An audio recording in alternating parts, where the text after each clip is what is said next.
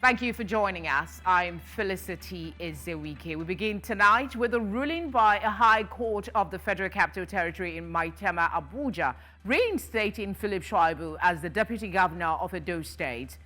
Justice James Omotosho held that his impeachment by the Edo State House of Assembly was illegal and in gross violation of the provisions of both sections 188 and 35 of the 1999 Constitution as amended.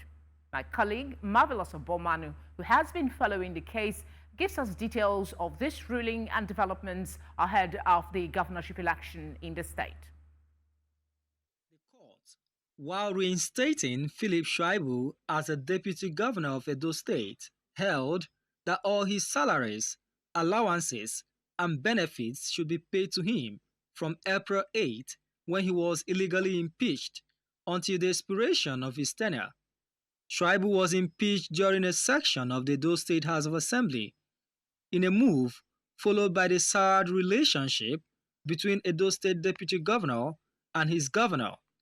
Justice Omotosho, however, issued an order of perpetual injunction restraining Governor Godwin Obaseki and the Edo State House of Assembly from stopping Shaibu from performing the functions of his office.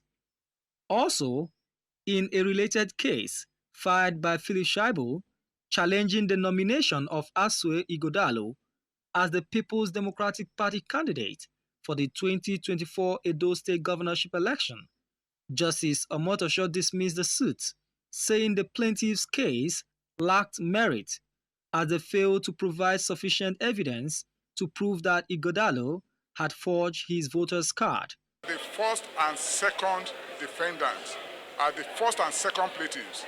That is Phillip Shaibu and Adizetu Umoru had no locus because this honorable court had earlier on held that they were not aspirants in that primary, and there is no judgment contrary to that as at today. So they had no business coming to court at all.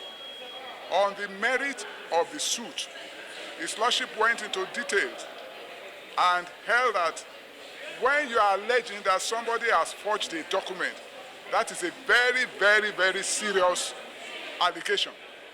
And surprisingly, the plaintiffs made that allegation against a very prominent person like Dr. Asue Ighodalo, who is about 40 years old as a member of the legal profession, an erudite and world-acclaimed personality. The court went into the thing and discovered that it was all a fluke. Not a scintilla of evidence was brought before the court to prove their case. More damaging to the plaintiff is that INEC, which is the issuing authority of permanent voters' card in this country, came to court and said that that voters' card was not forged. They issued it and confirmed and authenticated it. What more? Meanwhile, Justice Emeka Nwite of the Federal High Court adjourned proceedings in the alleged money laundering case instituted by the Economic and Financial Crimes Commission against a former governor of Kogi State, Yahaya Bello, to September the 25th, 2024. The judge held that proceedings would continue despite the appeal filed by the defendant on jurisdiction at the Court of Appeal in Abuja. The court also granted Adoala's application to step down from representing Yahaya Bello in this case. In Abuja, for News Central, Marvelous Obomanu. Many thanks, Marvelous. To discuss development in Edo State and, of course, the politics, I'm joined by Special Advisor to the Edo State Governor on Media Project, Crusoe Osagi. Crusoe, thank you very much for joining us on the news. Thank you for having me. What are the key priorities for the Edo State government in light of these recent judicial decisions? Yeah, well, I would like to speak more about the decision I would consider more consequential, which is the decision affirming the candidacy of Dr. Asue Ighodalo as the candidate of the PDP in the governorship election for 21st of September 2024, and also throwing out allegations by Phillip Shaibu and his cohorts that sought to claim that Asue Ighodalo had forged the voter's card. For me, that's a more consequential decision. For the other decision, which is the one faulting the impeachment, I think that is not a very consequential decision in the sense that Obaseki runs his tenure to an end on November 11, 2024, which is just barely 4 months from now. This judgment that Phillip Shaibu has received is just temporary. We have since sought for a stay of execution, and we are going on appeal, and that matter can go all the way to the Supreme Court. So in our estimation, the appellate court and the Supreme Court will eventually right the wrong that has been done, at this level of court. And Phillip Shaibu stands impeached, and he will never be deputy governor in Edo State again. The substantive and incumbent deputy governor of Edo State is Marvelous Omobayo Godwins. I mean, political watchers are saying that the developments, especially between the governor and his now former deputy and reinstated deputy, I don't know which to go first, has made politics in Edo seem the focal point rather than the people. So I guess what I'm trying to ask is, what implications do this court's ruling have for the future governance and political dynamics within Edo State? Is it setting maybe some unhealthy precedents? Yeah, well, Phillip Shaibu has behaved very unprofessionally as a one-time deputy governor. Instead of focusing on the business of governance, he was more interested in pursuing politics, and that distracted him. And then, which is what led to his misconduct, that led to his impeachment. There were valid allegations leveled against him, one of which is disclosure of office secrets and so on and so forth. All of that started happening because he was more interested in politics than in governance. And that's what led to the House of Assembly kicking him out as a deputy governor. And yes, it serves as a major deterrent to public office holders. When you're elected to an office, you have to give all your best in service to your people, instead of seeking the next election. You should seek the service of your people. But he's not the only culprit here, but there are so many issues I'd like us to talk about, so I wouldn't want us to focus too much on that. Let's see if we can move forward and get, you said earlier that you're still going to a higher court to stay. There's already a stay of execution of the judgment reinstating the deputy governor. And there are concerns about the ruling of the government, the court, on the Asue Ighodalo as the PDP governorship candidate. Do you think that's the end of the matter, or the aggrieved parties in this case will also go to court? Yeah, well, I think they're free to go to court, but we are confident that the decision will not change. The judge was very clear. Incidentally, the same judge in the two cases was very clear. Number one was that two of the plaintiffs failed to prove, didn't participate in primaries, and so they didn't have a locus. And then the other two plaintiffs failed to prove case of forgery against Asue Ighodalo. From the onset, we always knew it was all a hoax. We always knew it was all just delay tactics. Even if you take it to God, it's going to be the same outcome. Asue Ighodalo is the valid, candidate of PDP for the coming election in Edo State on September 21st, 2024. And come that day, Asue Ighodalo will contest the election, and by the grace of God, we believe he's going to win. There are those who would say there might be implications, even though you believe that he is the candidate, for the citizens who will be going to the polls. They might say somebody that's having so many cases even before, the election is here. How will that impact the perception of the candidacy going forward? Rather than setting him back, I think all these cases are pushing Asue Ighodalo forward, because It's only a mango tree with ripe fruits and beautiful fruits that people throw sticks at. You know, that's the reason why all these cases are being filed. Everybody knows Asue Ighodalo essentially is the only candidate that is contesting this September 21st election. And the reason why I say so is because, number one, he's from the right central district, because in Edo State there's a general consensus that Edo Central should produce the next governor, and Asue Ighodalo is from Edo Central. The other candidate that could have been a good candidate in this election is Olumide Akpata, but Olumide Akpata cannot be governor in Edo State immediately after Obaseki, being from the same senatorial district from Obaseki.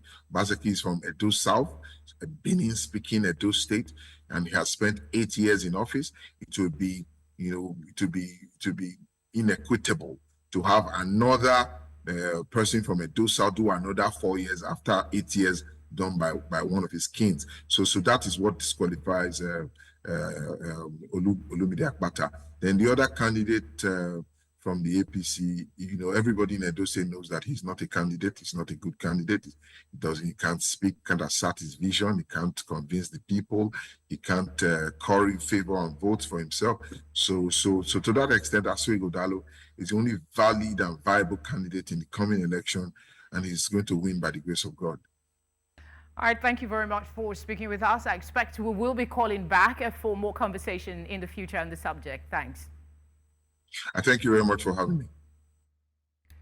All right, let's go to one of our top stories tonight. The Nigerian Senate has removed Senator Ali Ndume as the chief whip, replacing him with Senator Tahir Monguno. The change followed a directive issued in a letter by the national chairman of the party, Umar Ganduje, and National Secretary, Senator Bashir Ajibola. The letter was read during plenary, and the request was put to a voice vote by Senate President Godswill Akpabio, receiving loud affirmation from all APC senators. The APC accused Ndume of making hurtful comments against President Bola Tinubu's administration. In a recent interview, Ndume alleged that some ministers and lawmakers could no longer reach Tinubu to relay the prevailing economic hardship and hunger in the country. The sum of 3,200 billion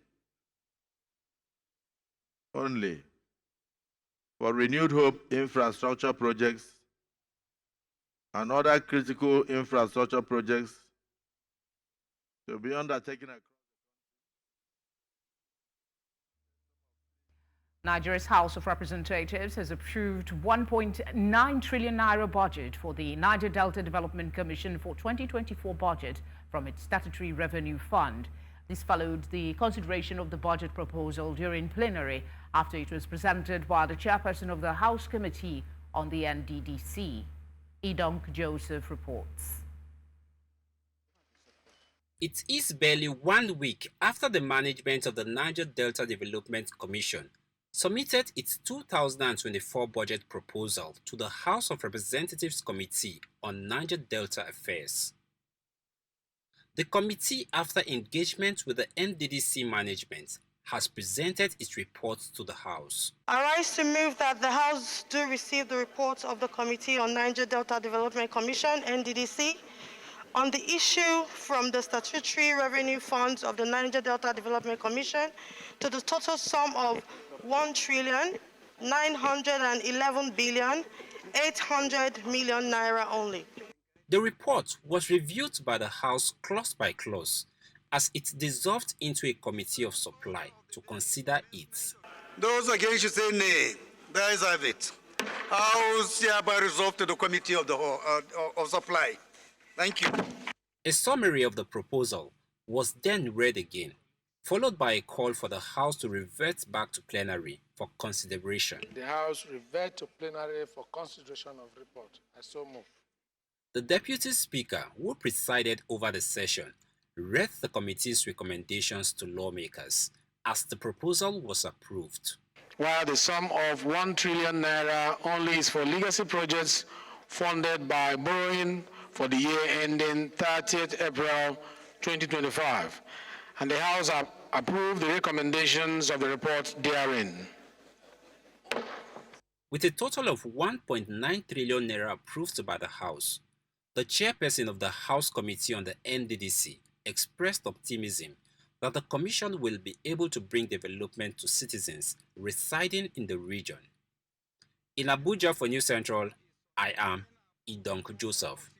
Now, the Nigeria Employers Consultative Association, NECA, the Manufacturers Association of Nigeria, MAN, and the Nigerian Association of Chambers of Commerce, Industries, Mine and Agriculture, NASIMA, have blamed the government's hastily implemented policy shifts for the current socio-economic crisis facing the country. NECA President and Chairman of Council, Taiwo Adeniyi, expressed concerns that the removal of fuel subsidies and exchange rates liberalization have caused significant market distortions and increased business costs, leading to a contraction in business activities since mid-2023. The Manufacturers Association of Nigeria also highlighted challenges such as foreign exchange volatility, inadequate power supply, and high inflation as major issues impacting their operations in the first quarter of 2024. These challenges, according to MAN, resulted in a 20.7% increase in production and distribution costs during this period. All three organizations have urged the government to engage in thorough consultations with private sector stakeholders on policy matters and to consider the overall interest of the country within prevailing circumstances. Let's get some perspective on this. I'm joined by an economic analyst, Aki Fatike. Aki, thank you for joining us. What are the key factors driving the high inflation rates in the country, and how do these impact both businesses and consumers? Thanks for having me, Felicity. A pleasure to be here. The factors are well known.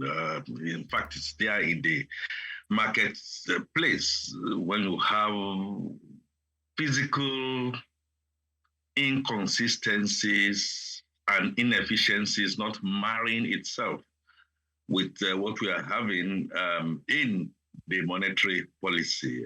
We have supply chain disruptions, we have currency fluctuations, we have high energy costs, and of course, food inflation. You see the numbers beyond 40% lately is gone off the roof. Added on to that, inherent problems of security, farmer herdsmen, alleged, if you permit me to put it that way, some funny action by nationals. When I say that, I hear that sometimes food that are supposed to come from the north is being hijacked, and vice versa. So imported inflation is already carrying the day. Well, you must also understand that these factors impact businesses in no small measure. And so the same man and,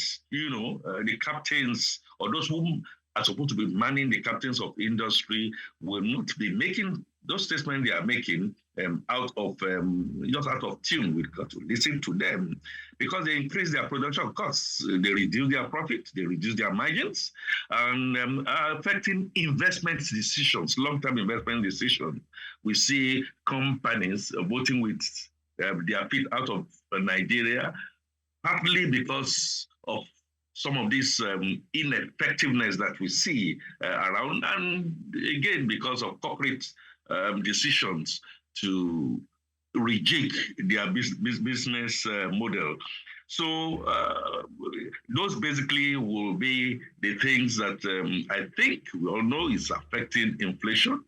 And the galloping inflation, whether you are talking about headline inflation, whether you're talking about food inflation, whether you're talking about urban inflation, whether you're talking about migration-related inflation into major cities. Those are the basic factors. The situation is certainly tense, but how, in your view, can the government have implemented these policy shifts more effectively to mitigate the negative impact on the economy? Metamorphosis. is a concept in biology whereby you metamorphose, you do management of change. That's what you call it in business. And the fact that there are certain things you do, bam, bam, bam, bam, and then there are certain things you want to do gradually.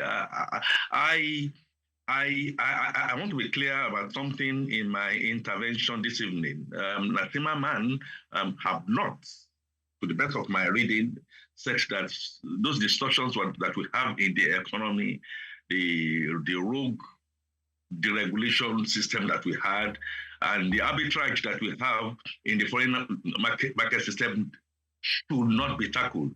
What I hear is that they should be tackled in a much more holistic fashion. Implementation has been rough, I must say. So if you are coming from the upstream, okay, you are coming from the head and you want to reach the toes, you don't have to get to the mid-region before you alert the toes, the heftiness, the heaviness, the density of what is coming on, so that the toes can do a bit of a mitigation. It will hit the toe, no doubt about that. But you know, the way a manner is going to hit the toe, it's going to be a bit different.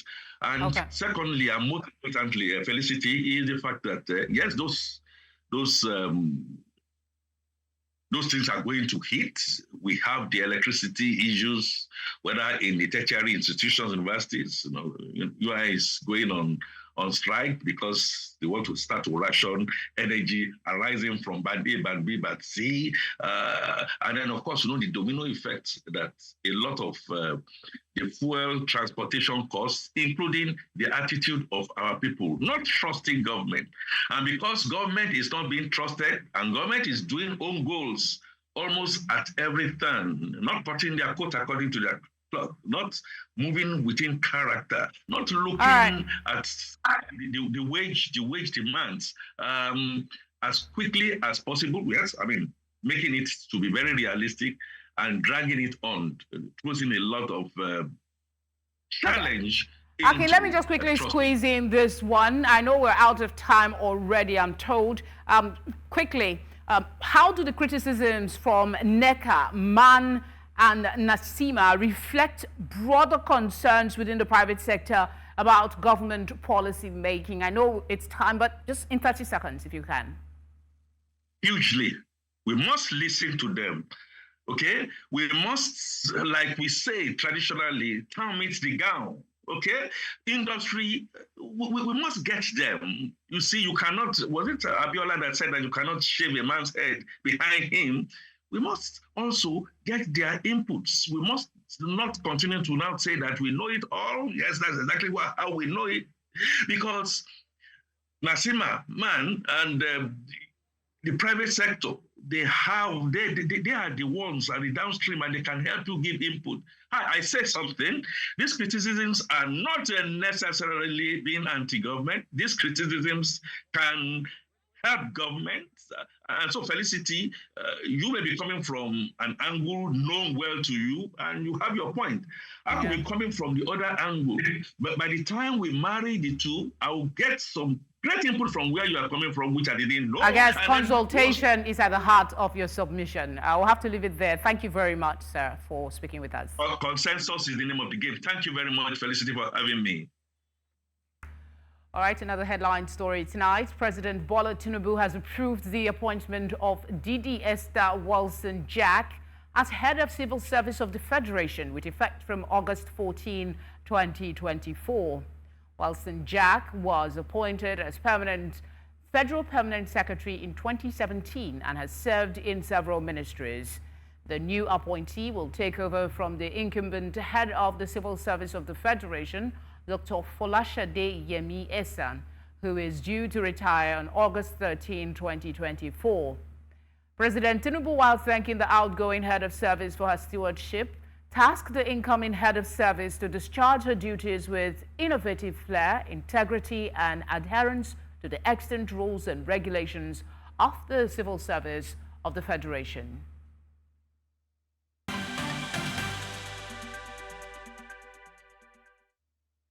Thank you for staying with us. Members of the Islamic Movement of Nigeria, popularly known as Shiites, have condemned the ongoing war in Palestine, calling for an end to what they described as a bloodbath and carnage. This was as they held a procession within the Federal Capital Territory to mark the 2024 Islamic Day of Ashura. Our correspondent, Marvelous Obomanu, reports.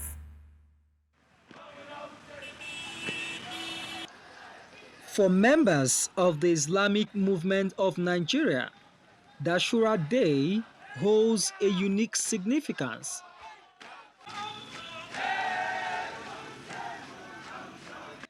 Despite controversies surrounding their planned procession, the group vowed to go on as planned. The procession held from the popular Wuse market within the city center to the Beggar roundabout, this time uninterrupted and without any incidents. Members of the movement, comprising both men and women, carried different posters, singing and chanting songs of solidarity.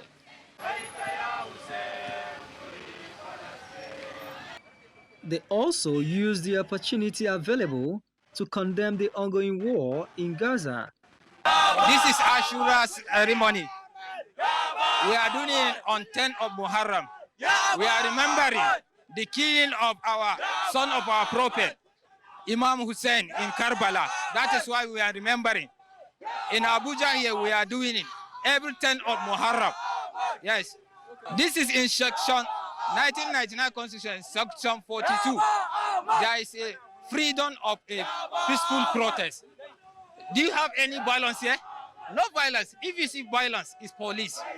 It's police attacking us. Then we are not violence. We have right to protest. This is remembering of killing of the son of Prophet Muhammad sallallahu alaihi wasallam, Imam Hussein in Karbala. The same time we are solidarity for the Palestine. What is happening in Palestine? Security personnel were mobilized to the scene to disperse the procession. However, on getting to the scene, the members had concluded their exercise.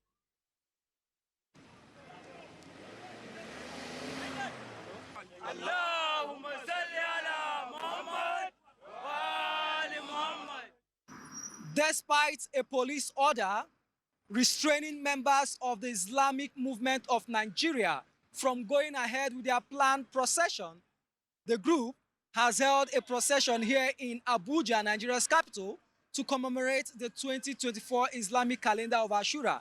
They are also saying that the procession is to stand in solidarity with their brothers in Palestine and also to call an end to the bloodbath going on in that country.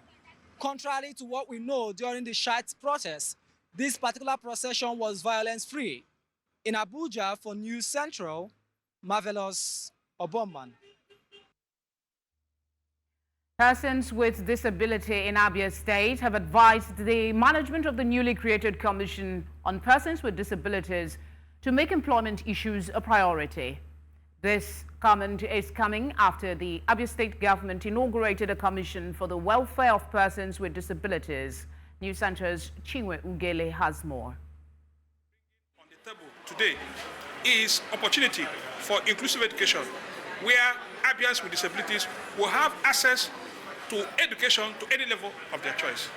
So what we are trying to bring, what we are going to bring on the table from moving forward is an Abia State where economic opportunities include people with disabilities in every area of their lives. The sight of a person with disability naturally elicits pity from the able-bodied people who may want to offer them handouts out of sympathy. This situation is also the reason government extends stimulus packages to them, but is now being seen as not enough to take care of their needs as they advocate for job offer instead. Focus especially on employment.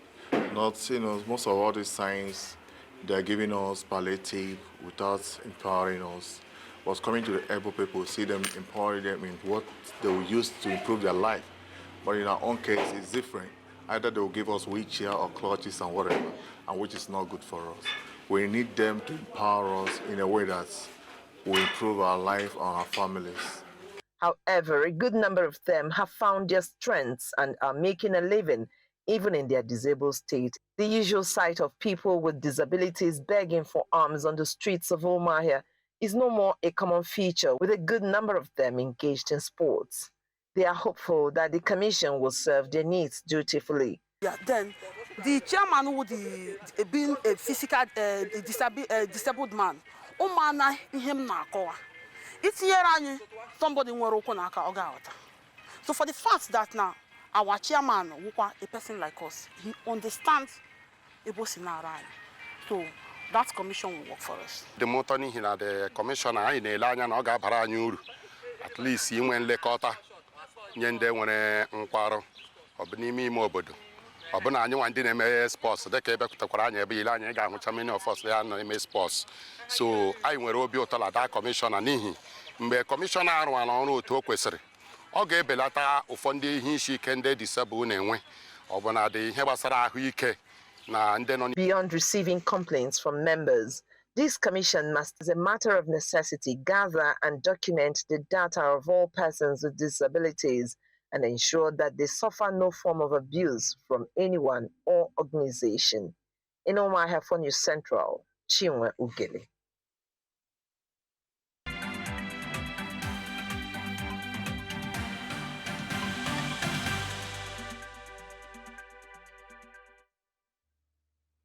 "38 sub-Saharan African migrants were arrested in Tunisia on Wednesday after clashes with Coastguards who intercepted their boat during an attempt to migrate to Europe.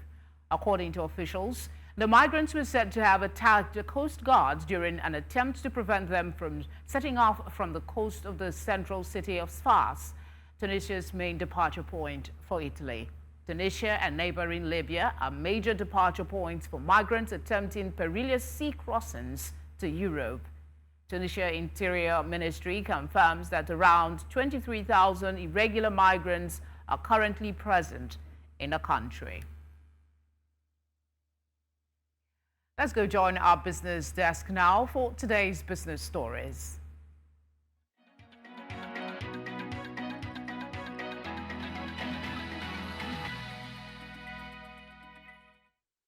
Business news in association with Money Master PSB, the easy way to master your money.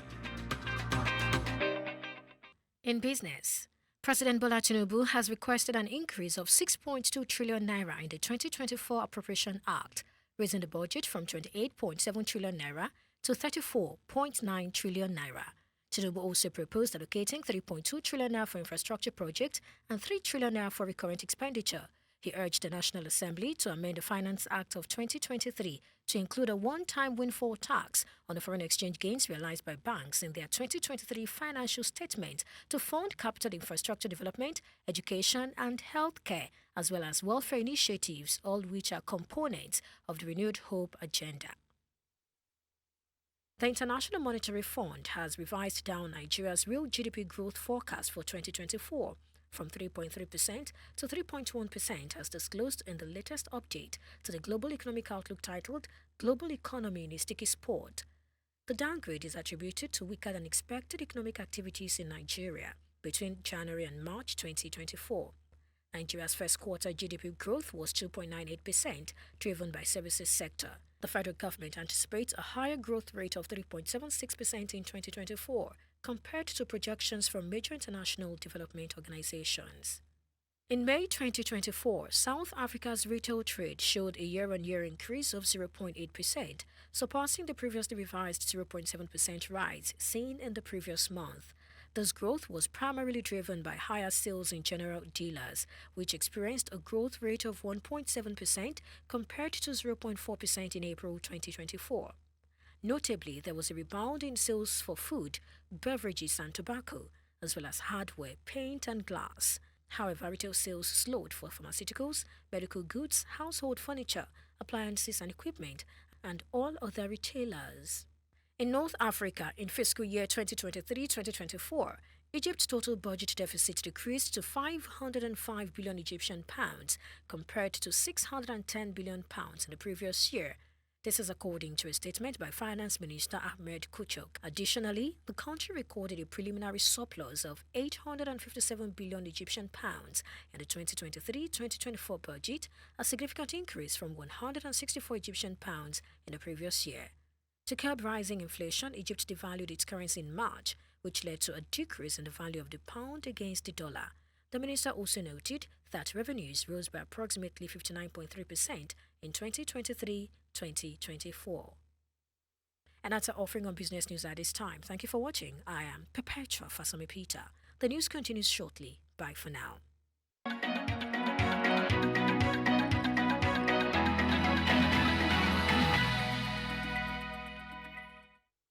Business news in association with Money Master PSB, the easy way to master your money.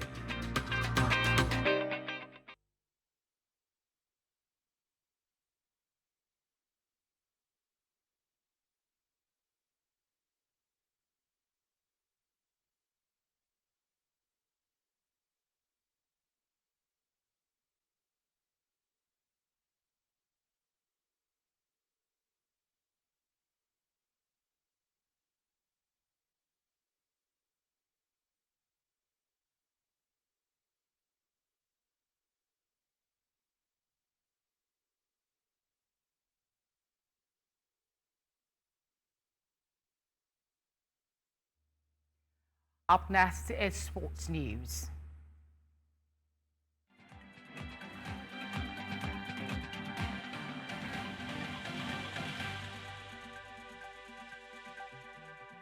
Sports update brought to you by Corn Oil. Corn Oil, we go the extra mile.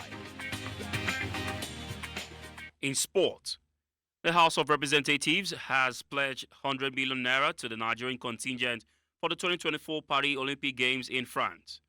The pledge was made on Wednesday when the Minister of Sport, John Eno, led the athletes, the Nigerian Olympic Committee, NOC, and the Paralympic Committee of Nigeria, PCN, on a visit to the House.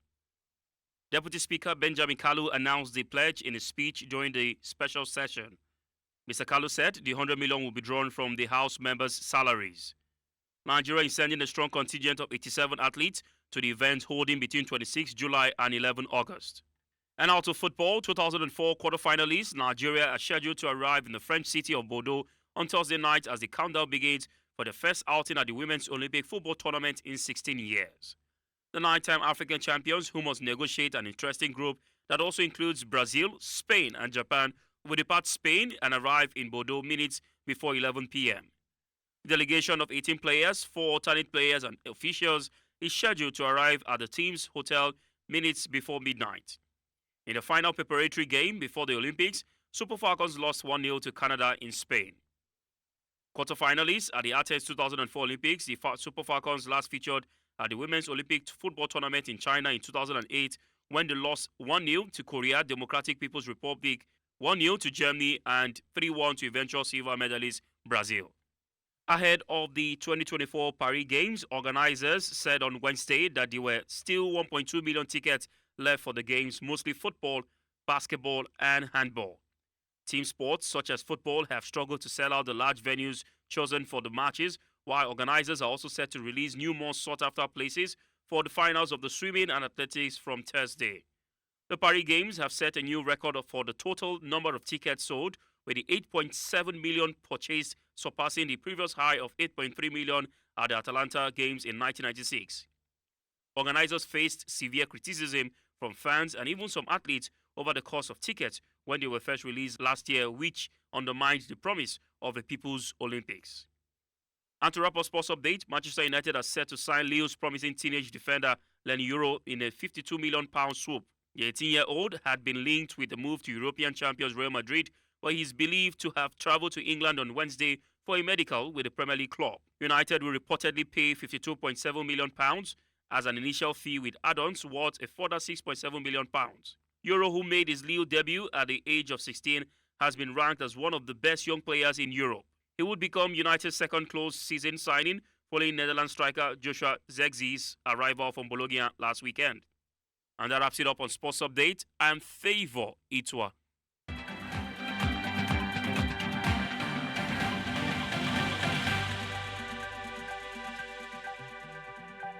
Sports Update, brought to you by Corn Oil.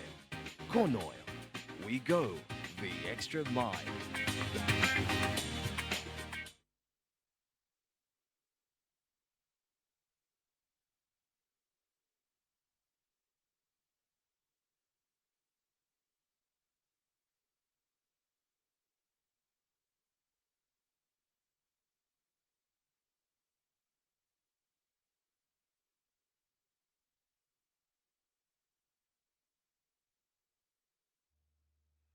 Let's now bring you the latest entertainment stories and trends.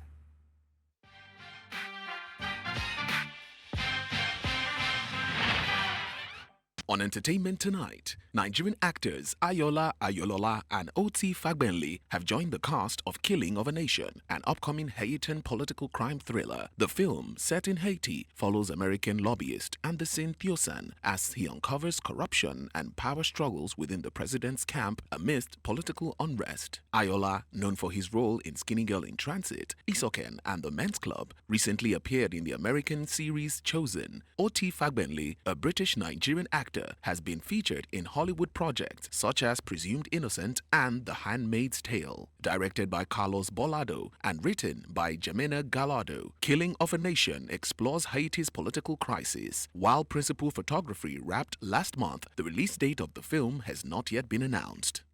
The Queen of Pop, Madonna, has revived plans to bring her life story to the big screen after previously pausing the biopic project due to reported conflicts with the film's creative team. Madonna has confirmed that it is back on track. On Instagram, the 65-year-old shared photos of herself at a typewriter, with fans noting that the sheet read "Who's That Girl?", a reference to the 1987 film she starred in and for which she produced the soundtrack. Hinting at a high expectation of the film, Madonna captioned the montage clip, "I need a lot of bands to make this one. Story of my life." We're excited about Madonna's biopic and hope it comes to fruition. Giving her illustrious career and life, it will be fantastic to see her story immortalized on the screen right away. That's all on Entertainment Tonight.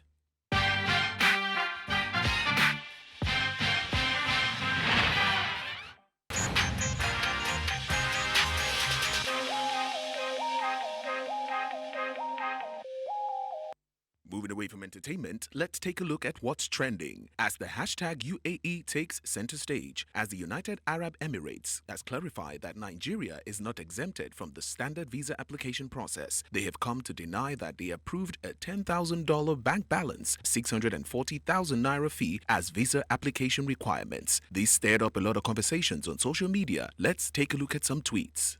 At Okateriu Ogeneru, our leaders keep giving us bad names. What did we do to deserve this kind of embarrassment?